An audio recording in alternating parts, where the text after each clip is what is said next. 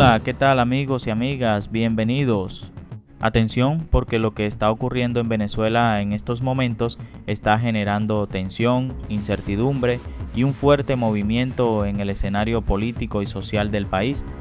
En las últimas horas han surgido declaraciones, acontecimientos y decisiones que podrían marcar un antes y un después en el rumbo de la nación.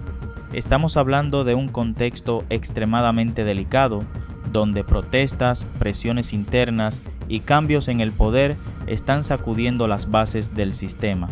De hecho, recientemente se han registrado manifestaciones de trabajadores y pensionados que fueron bloqueadas por las autoridades mientras exigían mejores condiciones de vida, lo que evidencia el nivel de tensión que se vive en las calles. Pero eso no es todo. Lo que vas a ver a continuación contiene información clave, revelaciones y señales que muchos consideran parte de un posible proceso de cambio en Venezuela. Antes de continuar, te invito a que te suscribas, compartas este contenido y dejes tu like para que esta información llegue a más personas y podamos mantenernos todos informados sobre lo que realmente está pasando. Y ahora te dejo una pregunta muy importante. ¿Crees que la única forma de que Venezuela alcance la libertad es con un cambio total del sistema político actual? ¿O piensas que todavía existe una salida a través de procesos electorales? Tu opinión es clave.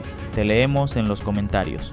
Hoy venimos a cumplir una tarea que nos encomendó el presidente Nicolás Maduro, usted la sabe, y que nuestra hermana Delcy Rodríguez ha estado muy pendiente, apoyando.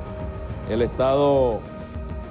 estado Zulia tiene un total de 576 cuadrantes de paz. Y como lo dijo nuestro hermano gobernador, estamos divididos en 5 ejes. El eje metropolitano este, donde estamos ahora, que abarca los municipios de Jesús Enrique Lozada, La Cañada de Urdaneta, Maracaibo y San Francisco.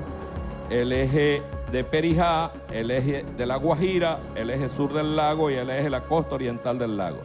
Para un total de 576 cuadrantes de paz en el estado.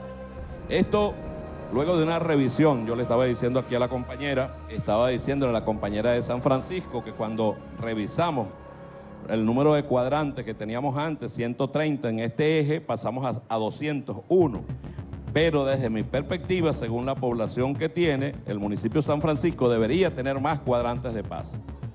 Debería hacer un esfuerzo las comunas para que tenga más cuadrantes de paz, porque tiene más de 400.000 habitantes, según lo que nosotros, y tiene solo 26 cuadrantes de paz. Y esto hay que ponerlo en sintonía. Hoy Venezuela es uno de los países más seguros del mundo. No lo decimos nosotros, lo sacó hasta, imagínense ustedes, creo que fue el New York Times, sacó una nota donde decía que comparado los índices de Venezuela en este momento con Europa, no, nosotros no nos comparamos con Europa, nosotros estamos mejor que en Europa. Hay países de Europa donde usted no puede sacar un teléfono en la calle porque se lo arrebatan, se lo roban. Eso no ocurre aquí en Venezuela. Eso no ocurre aquí en Venezuela. Los nombres no importan, son transitorios. Son transitorios, ellos no representan absolutamente nada para el país. Este país está anhelando un cambio profundamente, un cambio que permita que tengamos Estado de Derecho, que tengamos una administración de justicia que funcione, que tengamos realmente separación de poderes. Y eso mientras esté la señora Delcy allí y los que van designando desde la Asamblea Nacional o desde la propia Presidencia de la República, ilegítimamente asumida por la señora Delcy, no va a cambiar absolutamente nada en el país. Así que para nosotros esas designaciones son simples designaciones que no significan cambio alguno para Venezuela, son transitorias y nosotros lo que tenemos es que concentrarnos en lograr un proceso electoral en Venezuela, que sea la gente la que tome la decisión de quién debe conducir este país y comience un proceso de reinstitucionalización en todo el espectro político, de gobierno, de poderes públicos de Venezuela. Eso es lo que aspiramos nosotros. Por tanto, yo no doy ninguna valoración positiva a esos nombramientos que han hecho. Y creo que a muchos venezolanos, ustedes como periodistas, quedó grabada la frase de un nuevo momento político para el país. ¿Qué significa un nuevo momento político? Ustedes pueden investigar. No se trata de descalificar las credenciales de un profesional o de otro, pero yo me voy a referir específicamente al caso del fiscal general de la República. Venimos de una fiscalía. Ustedes han visto cuántas personas fueron judicializadas en los procesos, después, sobre todo después de las elecciones del 2024, las elecciones presidenciales, cuántas personas fueron judicializadas por trabajar en las mesas, cuántas personas han presentado la amnistía, casi 12.000 venezolanos judicializados. Un poquito para poner en contexto de qué fiscalía venimos, siendo la misma gente que está en el poder durante los últimos 27 años en nuestro país. El abogado hoy nombrado fiscal general, el abogado Larry Daboe, ha sido durante los últimos años abogado del gobierno. Ha defendido las causas del gobierno. Es decir, que si nosotros queremos que el país se reinstitucionalice y queremos un ministerio público al servicio de los venezolanos, yo no creo, y por eso propusimos a la doctora Magali Vázquez, vean el currículum de la doctora Magali Vázquez, nadie puede señalar a la doctora Magali Vázquez como militante de un partido político o de otro, que ahí está el currículum.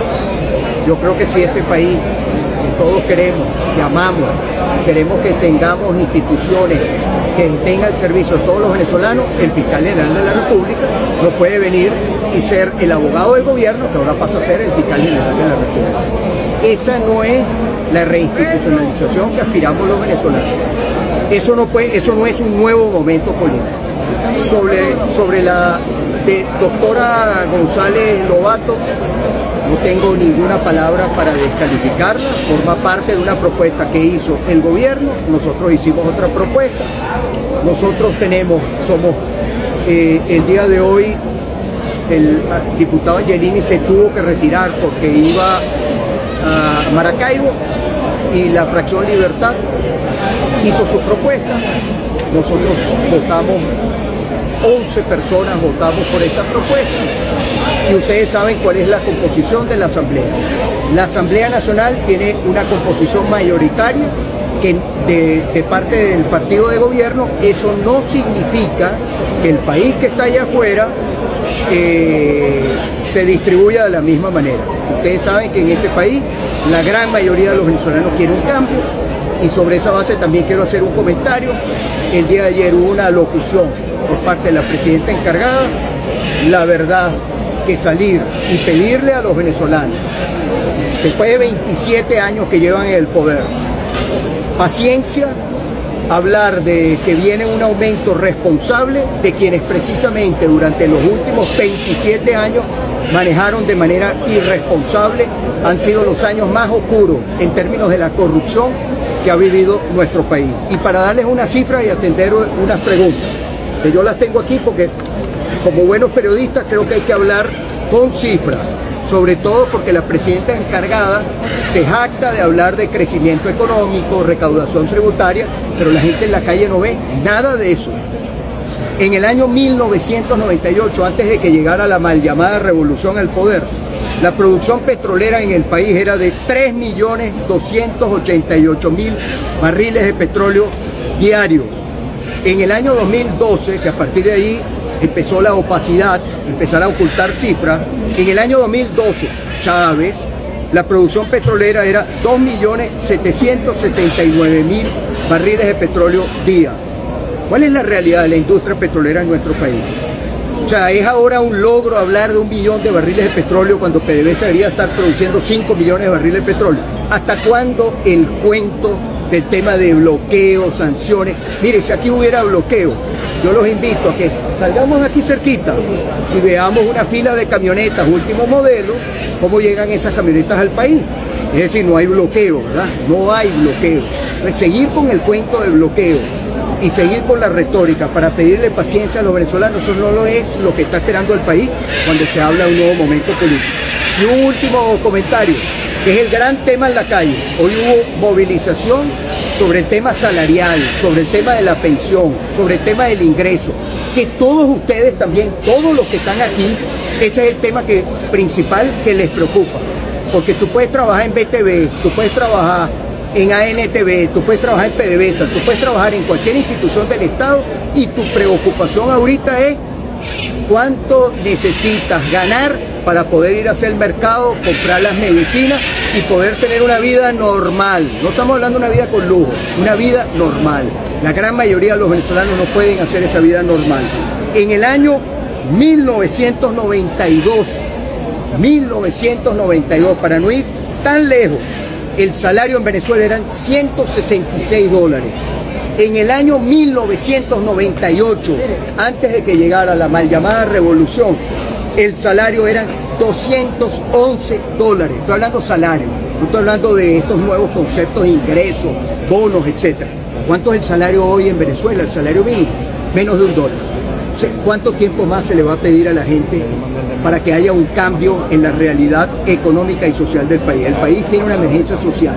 Y un último comentario.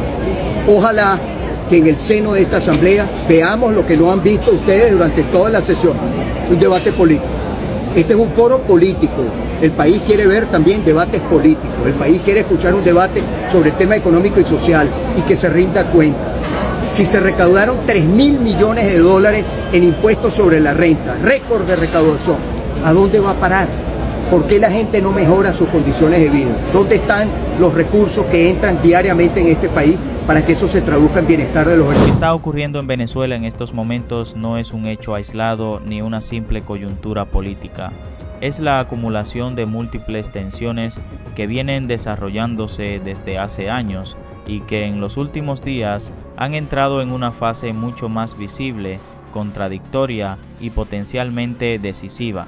Para entender qué significa todo esto, incluyendo las recientes declaraciones de Diosdado Cabello, hay que analizarlo en varias capas: el discurso del poder, la realidad social, la lucha interna dentro del chavismo y la presión internacional.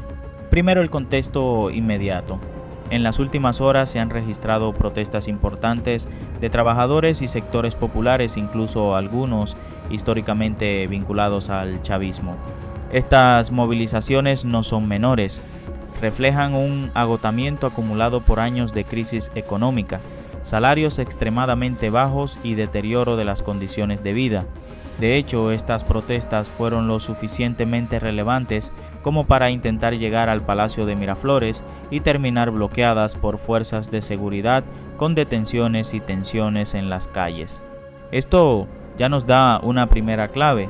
Hay una fractura social evidente. No se trata únicamente de oposición contra gobierno.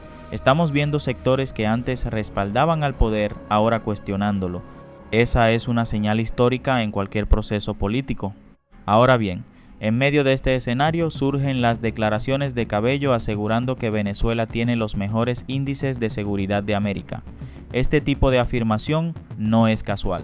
Forma parte de una estrategia política muy clara: construir una narrativa de control, estabilidad y normalidad en un momento donde el poder necesita proyectar fortaleza. Aquí hay que detenerse. Cuando un dirigente como Cabello, que además controla buena parte del aparato de seguridad del Estado, insiste en que el país es seguro, no está solo describiendo una realidad, está intentando imponer una percepción. Esto ocurre en muchos regímenes cuando existe una brecha entre lo que el gobierno dice y lo que la población vive. La contradicción es evidente. Mientras se habla de seguridad, también se reportan protestas reprimidas, tensiones sociales y denuncias históricas sobre operativos como la llamada Operación Tuntún, asociada a detenciones y control de la disidencia. Esto refleja un modelo de seguridad que no necesariamente está centrado en la ciudadanía, sino en el control político.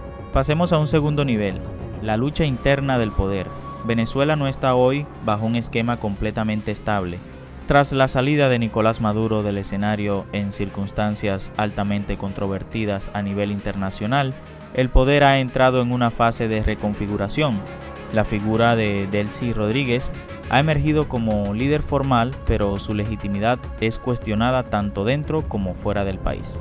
En ese contexto, Cabello no es un actor cualquiera, es uno de los hombres más poderosos del país, con influencia directa sobre fuerzas de seguridad, estructuras políticas y grupos de poder. Analistas lo consideran una figura clave que puede sostener o desestabilizar el sistema. Esto crea una tensión interna fundamental. Por un lado, sectores que buscan una apertura, negociación internacional y cierta moderación. Por otro, sectores más duros que apuestan por mantener el control a toda costa. Cabello representa en gran medida esa línea dura, por eso sus declaraciones deben leerse también como un mensaje interno. El control se mantiene, no es solo hacia la población, es hacia otros actores del poder. Tercer nivel, la presión internacional y los cambios geopolíticos. En los últimos días se ha visto un aumento en la presencia e influencia de Estados Unidos en Venezuela, incluyendo contactos, inversiones y acuerdos estratégicos. Esto es algo completamente impensable hace pocos años. ¿Qué significa esto? Que Venezuela está en un proceso de transición incompleto, no es una transición abierta, clara y ordenada, es una transición tensa, negociada en partes, con intereses cruzados. Cuando un país empieza a abrirse económicamente, liberar presos políticos, aunque sea parcialmente, y recibir presión internacional para elecciones, estamos ante señales de cambio. De hecho, se han producido liberaciones de presos políticos en 2026, aunque con cuestionamientos sobre su alcance real. Ahora bien, esto no significa que el sistema haya cambiado estructuralmente, más bien indica que está bajo presión. Cuarto nivel, el significado real de lo que está pasando. Lo que vemos hoy en Venezuela es una combinación de tres fuerzas: una sociedad cada vez más agotada y dispuesta a protestar, un poder político dividido internamente, una presión internacional creciente que empuja hacia cambios. Cuando esas tres fuerzas coinciden, históricamente se abren escenarios de transformación, pero no siempre hacia la libertad inmediata. A veces derivan en negociaciones, otras en endurecimiento del régimen y en algunos casos en cambios graduales. Entonces, ¿qué viene para Venezuela? Hay varios escenarios posibles. El primero es un escenario de control reforzado. En este caso, figuras como Cabello endurecen la línea, se incrementa la represión y se intenta contener las protestas mientras se negocia parcialmente con actores internacionales. El segundo es un escenario de transición negociada. Aquí, sectores del poder, incluyendo posiblemente a Delcy Rodríguez, avanzan hacia acuerdos que impliquen elecciones, apertura económica y cambios graduales en el sistema. El tercero es un escenario de ruptura interna. Este es el más impredecible, una división dentro del chavismo que genere un reacomodo brusco del poder. Hoy por hoy, Venezuela parece moverse entre el primer y el segundo escenario. Finalmente, la gran pregunta: ¿qué tan cerca está Venezuela de la libertad? La respuesta no es simple. Venezuela está más cerca de un cambio que hace algunos años, eso es evidente. Hay señales, protestas, incluso desde sectores oficialistas, presión internacional efectiva, fisuras en el poder y ciertos gestos como liberaciones o apertura económica. Pero también hay elementos que muestran que el sistema sigue firme: control de las fuerzas de seguridad, narrativa oficial fuerte, capacidad de represión y figuras como Cabello que siguen teniendo poder real. La libertad no suele llegar de manera repentina en contextos como este. Suele ser el resultado de acumulación de presión, negociación y en muchos casos crisis internas del propio poder. En resumen, Venezuela está en un punto de inflexión, pero no en un desenlace.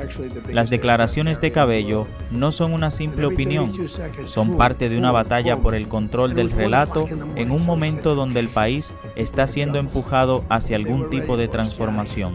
La dirección final dependerá de cómo evolucionen las protestas, qué tan profundas sean las divisiones dentro del chavismo y hasta dónde llegue la presión internacional en los próximos meses.